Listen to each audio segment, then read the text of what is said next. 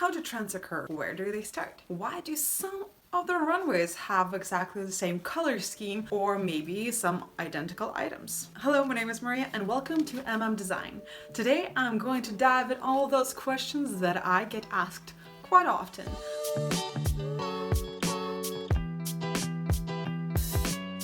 But first of all, Happy New Year! And I'm so excited to announce that I have a sponsor for this video.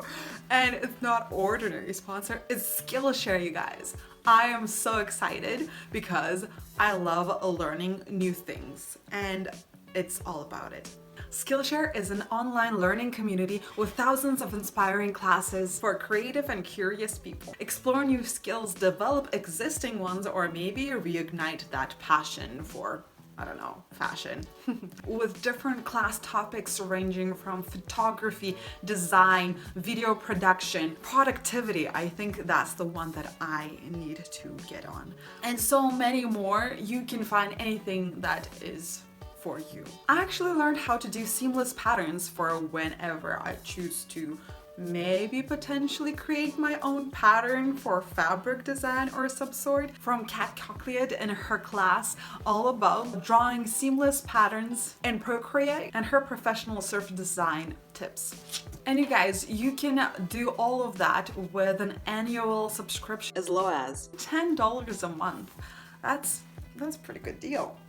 No matter what 2021 brings, you can spend it creating something meaningful with Skillshare's online classes, because time is what you make of it. And I'm so excited to say that the first 1,000 subscribers that hit that link just down below in the description box will actually receive free premium trial membership with Skillshare.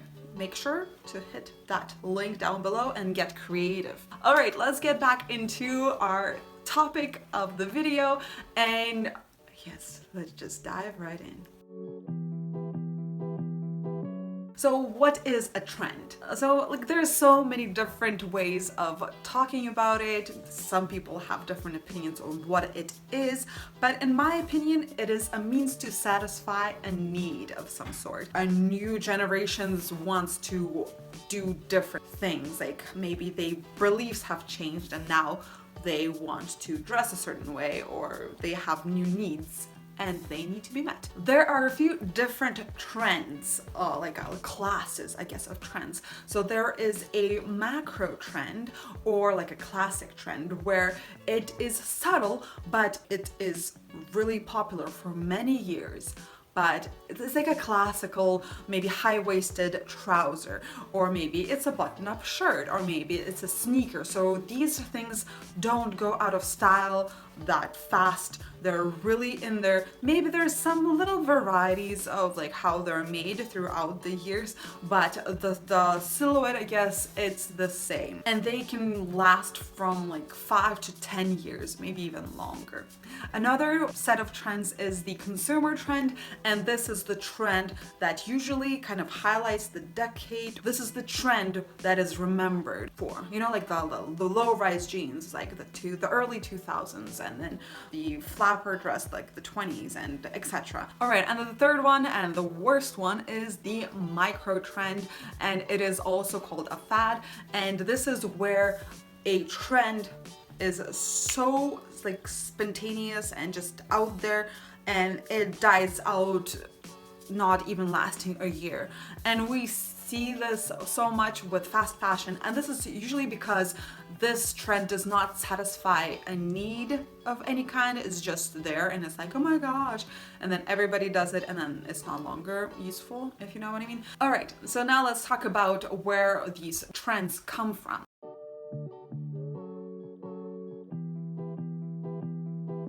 There are so many different agencies that actually their job is to predict trends.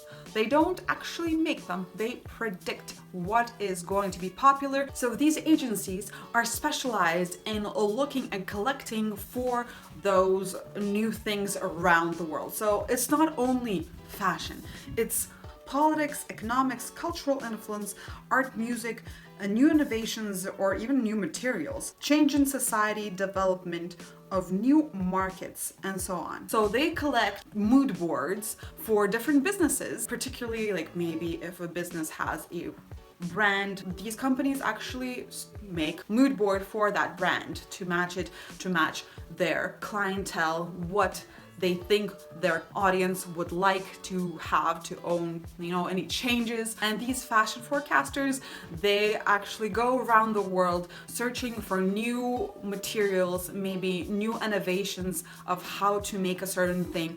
And that will signify that, oh, there is something that's easier to make. Maybe there's like a new dye of some sort that is going to be really popular once that production starts to develop, and lots of designers will try to use that because it's something new, people will want it. Of course, not every designer chooses to use these agencies, but many do, just because these are the people who know what their client wants, they know what the world is moving towards, they can actually analyze the brand's potential and their clientele, what they want, what they need. And in this ever-changing, creatively draining world of fashion, people just need to have this inspiration, to have new ideas, new thoughts for their collections to have a new breath. So sometimes it's the same color, sometimes it's maybe a jean of some sort. I don't know. If you're enjoying this content so far, please consider to like this video and subscribe to this channel. Every time I get a subscriber, I do a little dance.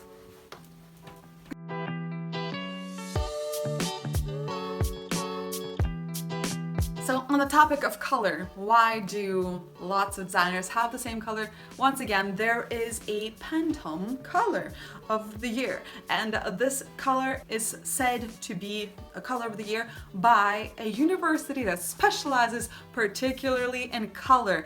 And they don't only just say, oh, this is a beautiful color, use it, okay, it's great. They actually figure out what the world needs. Maybe there's a new way of making a dye, maybe there's a new something else.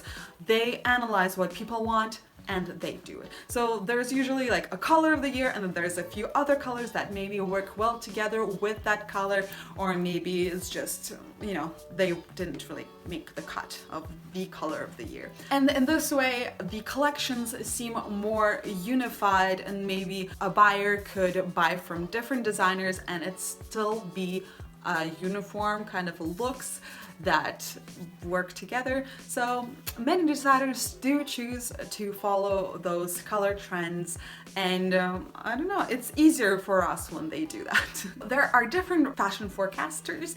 There are forecasters that do the forecast for about like 5 years from now or like even later, and there's forecasters like myself who do it for like a year in advance by watching the runways already and having like to see what the designers come up with. Because once the designers, the top designers, come out with their things, all of the mass market producers actually look at those shows, make certain designs, copy them kind of thing, and create their own cheaper versions and distribute. So I'd like to talk about the fashion show itself.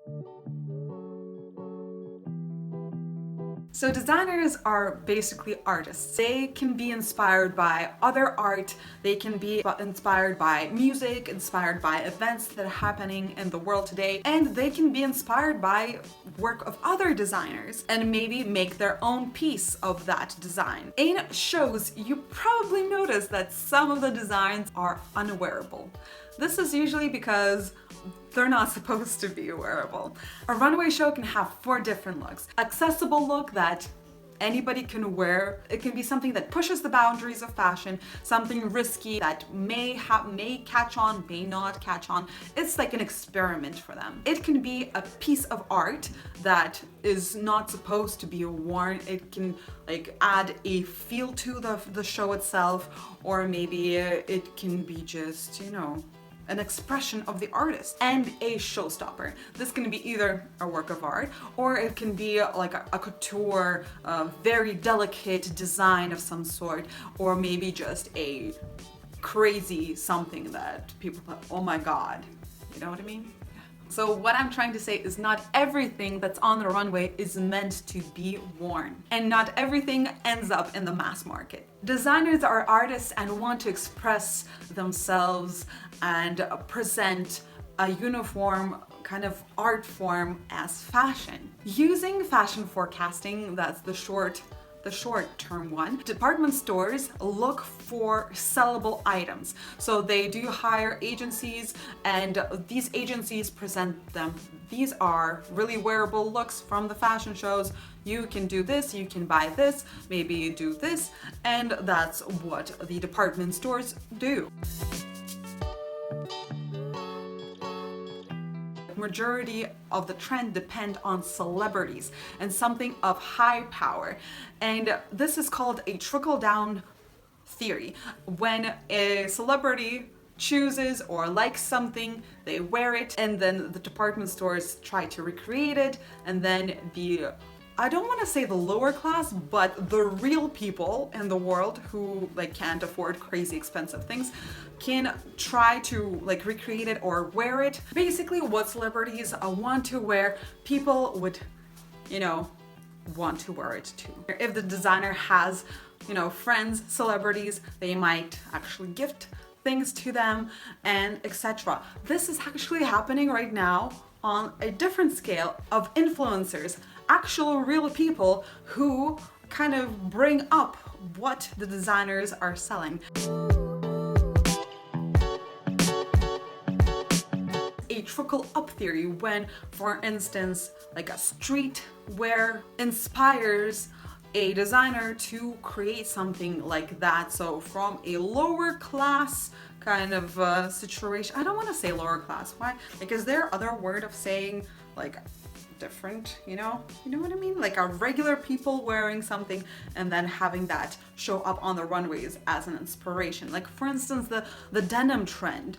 Like I know of course the denim was popular, but then there's so much denim on the street, like streetwear denim, like denim on denim, and I believe that triggered such an increase in denim for this year. So here we go. Hopefully this answered most of the questions. I know it's not kind of like a straight answer because honestly, creative people don't really have straight answers. They're like, I just felt like it. Hopefully now you kind of understand that it is not a straightforward science. There's always doubts. Some people like a trend and then they go forward with it. Some don't like it. Maybe it's just this thing of comfort. A really big trend can be forced by like actual social thing, like revolution of some sort. So for instance, historically speaking, fashion was very involved in revolutions, especially the French one. But anyways, I maybe talk about this a little bit later, not in this video. But like in the spring summer shows of 2021, there was so many shows that had WOT on them, like Louis Vuitton, Christian Siriano, and a few other shows that I can't seem to put my finger on. I think Michael Kors went out in a vote t-shirt. I think that's a powerful show of a social event that powered a fashion change, fashion trend. Thank you once again to Skillshare for sponsoring this video. If you're one of those 1,000 subscribers that clicks the link in the description box below, we'll get trial of the premium membership that allows you to kind of do anything on there. Members will get an unlimited access to thousands of inspiring classes with some amazing hands-on projects. Thank you very much for watching this to the end. I hope you enjoyed this video. I hope it answered a few of your questions, and I hope you stay classy. Bye.